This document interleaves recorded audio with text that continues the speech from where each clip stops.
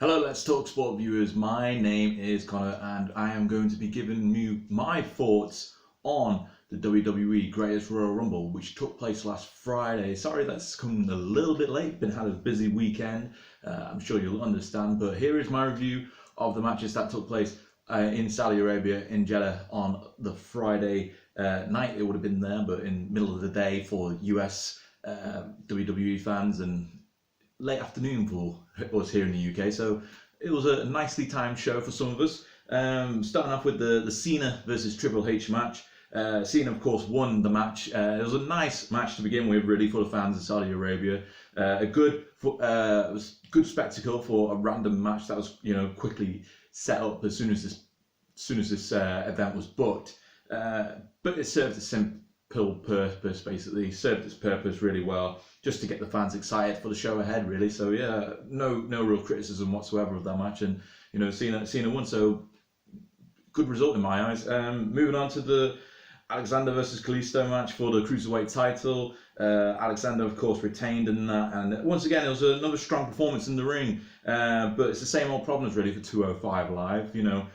It's a show that's not really respected by fans, despite the in-ring talent that the performers demonstrate every single time that they step in between the ropes. So a bit of an issue that needs to be sorted out there. But hopefully, Michael Cole actually pointed out this, and it was the fact that Alexander has on a winning streak at the moment in WWE. He hasn't lost since December, and hopefully this is something which WWE can create into a storyline to push the performers up, elevate the performers up in the 205 division. So fingers crossed they're able to do that. Moving on to the Raw Tag Team titles, the Deleter of Worlds, aka Bray Wyatt and Matt Hardy, versus The Bar, aka Cesaro and Sheamus. Wyatt and Hardy won the match, which is the right result, but it was really awkward at points to watch at sometimes.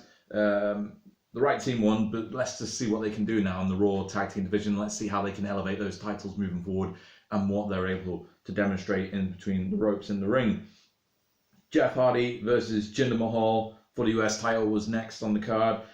Jeff Hardy won that one, and once again it was a little bit awkward, but it got the job done. Of course, Jinder Mahal's on Raw, which already has the Intercontinental title. Jeff Hardy's on SmackDown, which doesn't have a minor title, so Jeff Hardy needs to retain the US title in order for that to stay on the blue brand. So yeah, the right result here really in my eyes on that one. Moving on to the SmackDown Tag Team titles between the Usos and the Bludgeon Brothers. Bludgeon Brothers retaining.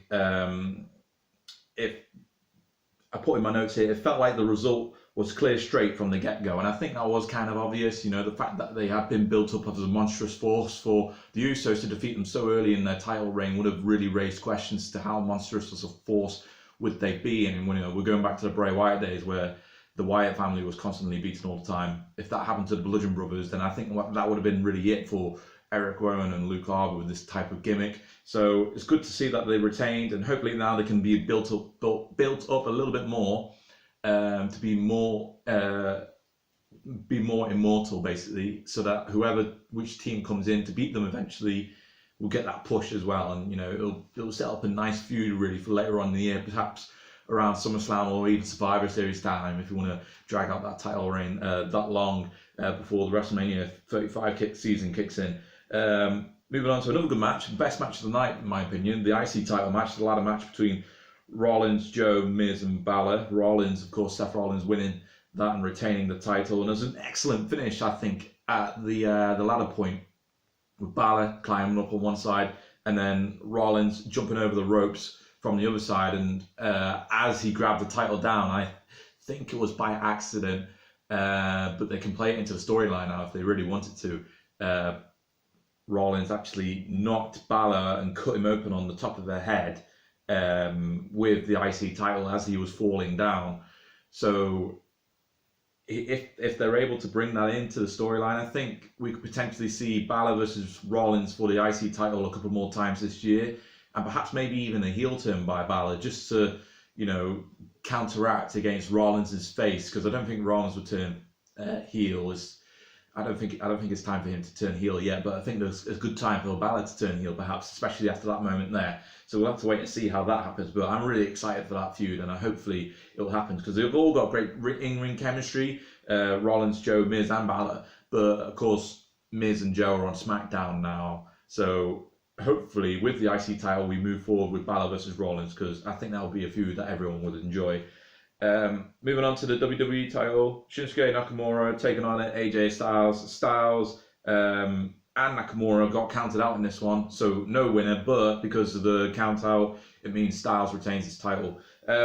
Excellent, even with the count out finish. I think it's the right finish actually, because this was good testing grounds really to see how Nakamura would be as a heel performer against AJ Styles in a feud like this, because now what they can do is they can extend this feud on for a good, decent, well, say if it started since January and we're pushing on maybe towards even SummerSlam. So, you know, that's a decent 8 months of this feud, if you discount anything that happened at Fastlane or whatnot.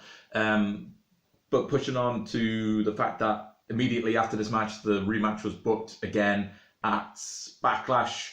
So hopefully then, because of the way that Nakamura performed in this match, I think WWE's got the confidence to give him the WWE title as a heel, which means Nakamura should hopefully beat AJ Styles and win the title at Backlash before perhaps even a rematch happens at Money in the Bank or whatever pay-per-views they have before SummerSlam, where they'll meet once more, perhaps maybe even one of them not being in the match anymore.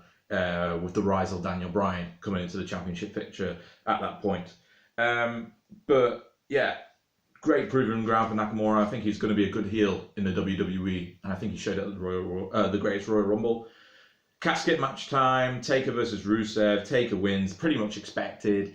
Serving the crowd more than anything really, because of the euphoria of the Taker, what surrounds him, the lore of one of the greatest superstars in WWE history. So pretty much outmatched Rusev in the star power, so it was always certain that he was Undertaker was going to win the match and move forward for this one.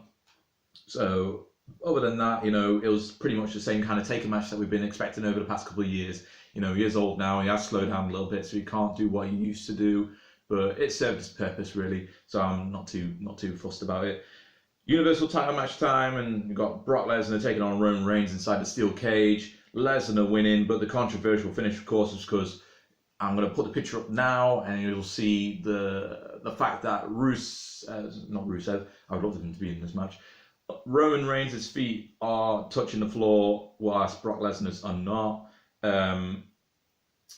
Hopefully they get this sorted out at some point, either on Monday Night Raw this coming week or at some point in the future. And hopefully this is now the end of Lesnar versus Reigns, because I'm getting bored of it. I mean, at some point you're going to have to let Reigns win. Otherwise he's never going to be this top guy that you're talking about. So I hope that if they do face each other one more time, Reigns finally gets the better of Lesnar and takes the title away, because I'm sick and tired of this ongoing feud now. It's almost 2.5 years this has been going on for, and it's starting to bore me every single time that they have a match, because you just know that WWE is going to mess it up some way and give Lesnar the win again. So hopefully that's it, or they've got one more match and Reigns wins and Brock Lesnar doesn't have a rematch. But I'm getting pretty sick and tired of it, especially after that clear-cut finish that Reigns did win the match and not Lesnar. So hopefully that changes and Lesnar is finished with Reigns once and for all.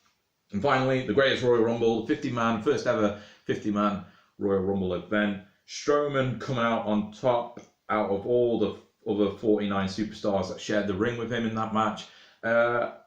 Definitely deserves the win, Strowman, and hopefully WWE now pushes him on towards the Universal title picture. But there were a lot of mid-carders in this match, so it kind of underwhelmed the occasion that was supposed to be the greatest Royal Rumble ever, because it felt like you had a bunch of mid-carders, and then you've got Orton, Jericho, Rey Mysterio, and Daniel Bryan, and Strowman as really your only top guys that were in there, and everyone else is just pretty much there to make up the numbers. So it didn't really feel like the greatest Royal Rumble. I think if you maybe forced other guys to do double duty, people like Reigns, throw them in there, Cena or Triple H, or you know, just bring in more people. Really, I think that was one of the problems. WWE struggled to try and bring in more legends for this match, and it was disappointing, but it got the right result with Strowman winning, and hopefully now they can push him on towards the Universal title picture. But we mustn't forget, of course, as well, Titus ONeil falling down on his way to the ring. Probably the best botch I've ever seen in WWE, the most hilarious botch in WWE.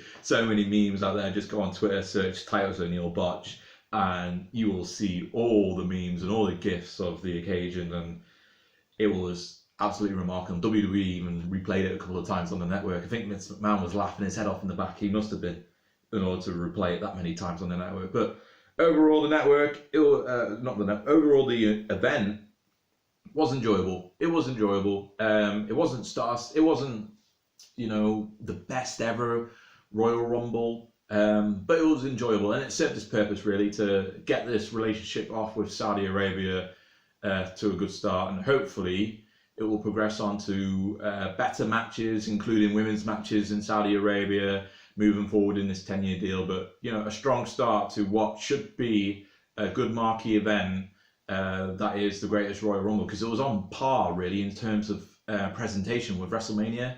And that's the kind of standard that it needs to be up to be in the future. So whilst this was enjoyable, it wasn't a WrestleMania standard event, but hopefully they can change that in the future events in this 10-year deal, WWE. So what were your thoughts on the Greatest Royal Rumble? Let me know in the comment section below this video. Be sure to like the video as well. Subscribe for more content by Let's Talk Sport. And make sure you hit that notification bell so that you get alerted every single time that we upload a video onto this channel. Goodbye, my friends, and I should hope to see you soon.